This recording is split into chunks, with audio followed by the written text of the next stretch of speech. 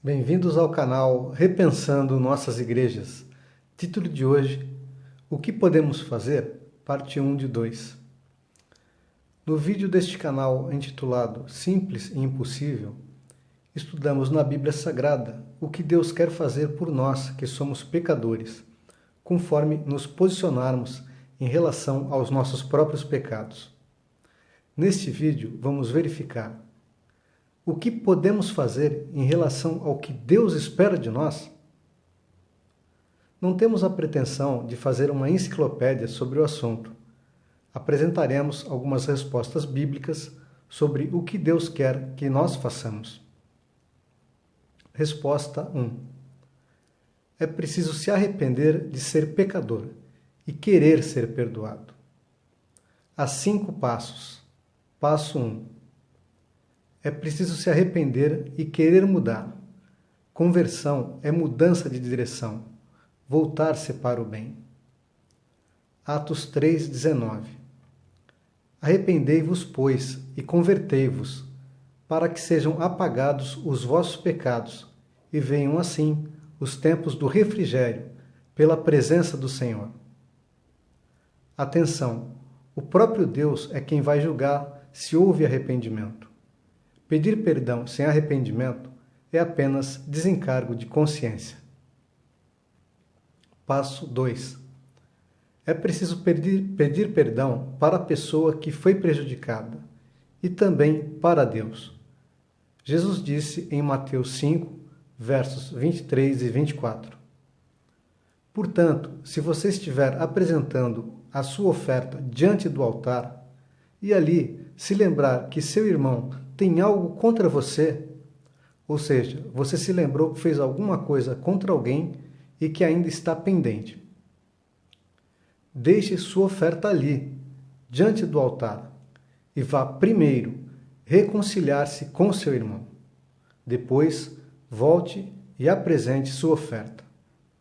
Ou seja, procure logo que for possível pedir perdão para a pessoa que você prejudicou, para restaurar sua boa consciência e continuar seu relacionamento com Deus. E ainda, se confessarmos os nossos pecados, Ele, Deus, é fiel e justo para perdoar os nossos pecados e nos purificar de toda a injustiça. 1 João, capítulo 1, verso 9. Passo 3. É preciso perdoar os outros que prejudicaram você. Pois Jesus disse em Mateus 6, versos 14 e 15. Pois se perdoarem as ofensas uns dos outros, o Pai Celestial também lhes perdoará. Mas, se não perdoarem uns aos outros, o Pai Celestial não lhes perdoará as ofensas. Passo 4.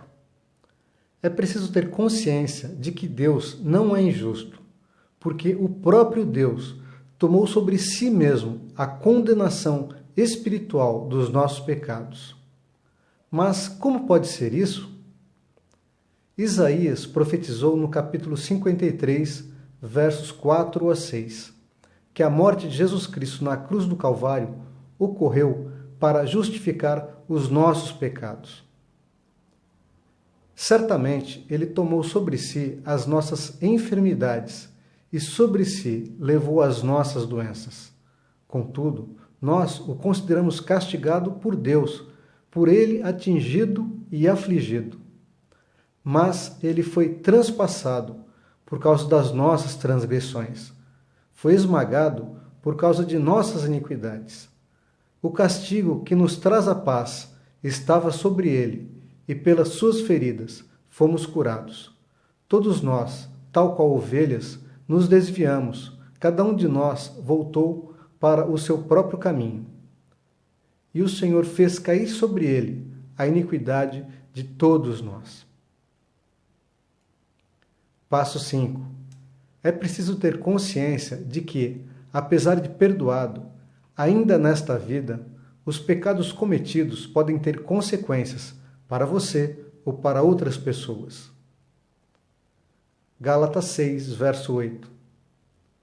Porque o que semeia para a sua própria carne, da carne colherá corrupção. Exemplo, uma pessoa que adulterou pode perder a sua família. Continuando, o que podemos fazer? Resposta 2.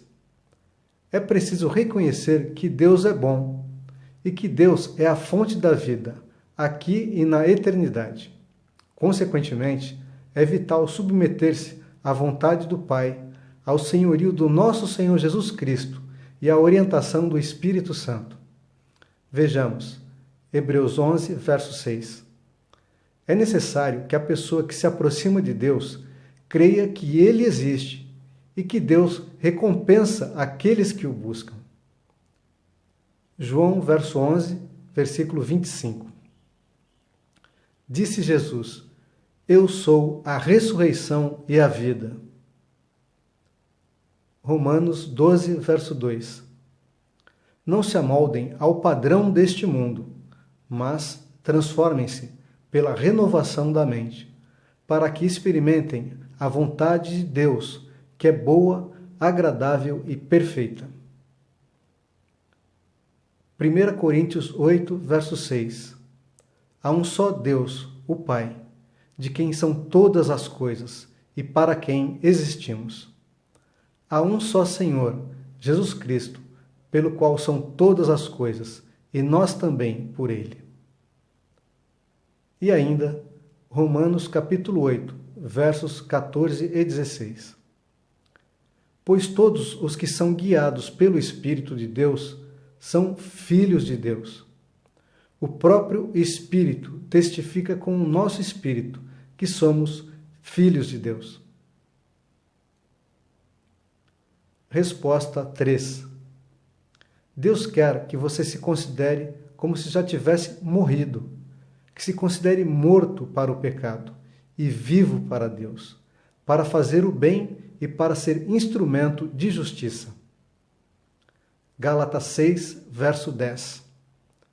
Enquanto temos oportunidade, façamos o bem a todos, especialmente aos da família da fé. Romanos 6, versos 11 a 13. Considerai-vos mortos para o pecado, mas vivos para Deus em Cristo Jesus. Não reine, portanto, o pecado em vosso corpo mortal, de maneira que obedeçais às suas paixões. Nem ofereçais cada um os membros do seu corpo ao pecado, como instrumentos de iniquidade. Mas oferecei-vos a Deus, como ressurretos dentre os mortos, e todas as partes do seu corpo a Deus, como instrumentos de justiça. Fazer o bem dá para compreender, mas vamos a um exemplo.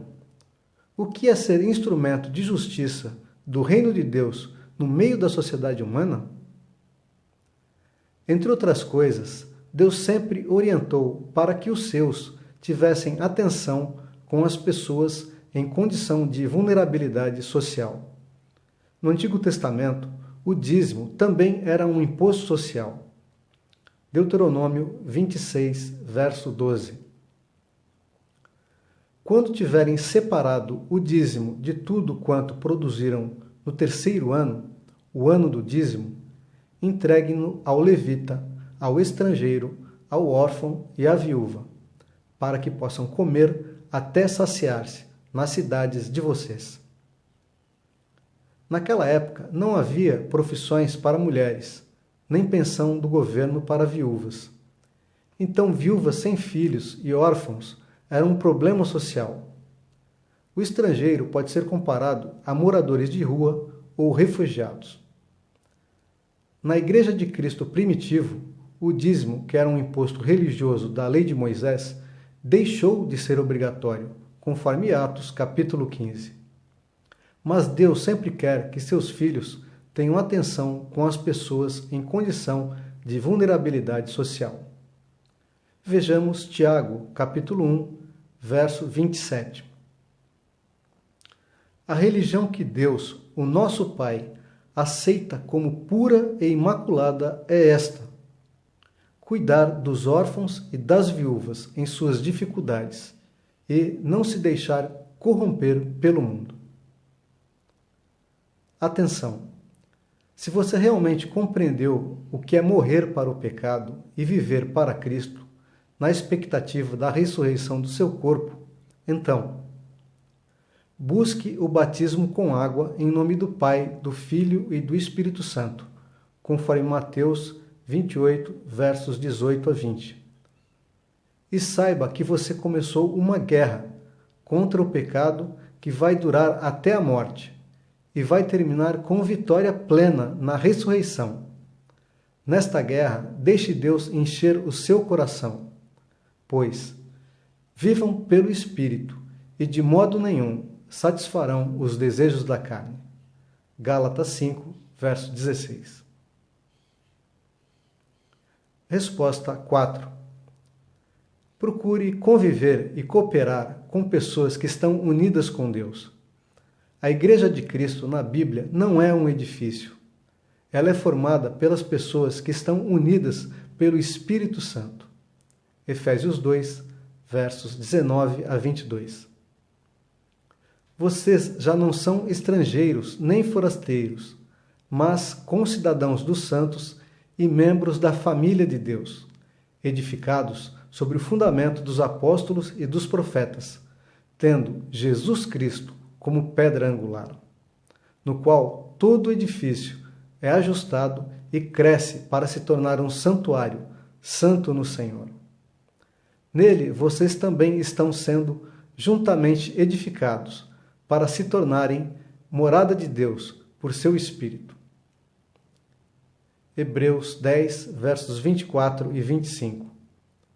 E considerem-se uns aos outros, para se incentivarem ao amor e às boas obras. Não deixem de se reunir como igreja, segundo o costume de alguns, mas encorajem-se uns aos outros. Ao participar de uma comunidade cristã, na qual não deveria haver a obrigatoriedade para nenhum tipo de contribuição, sugiro o vídeo Finanças na Igreja Cristã, neste canal. Considere que você poderá auxiliar financeiramente as pessoas realmente necessitadas, colaborar com o custeio de ministros do Evangelho e para a manutenção de condições dignas para as atividades da Igreja, pois, conforme 1 Coríntios 9, verso 14, o Senhor ordenou àqueles que pregam o Evangelho, que vivam do Evangelho. E ainda Tiago 2, versos 14 a 16. De que adianta, meus irmãos, alguém dizer que tem fé se não tem obras? Acaso a fé pode salvá-lo?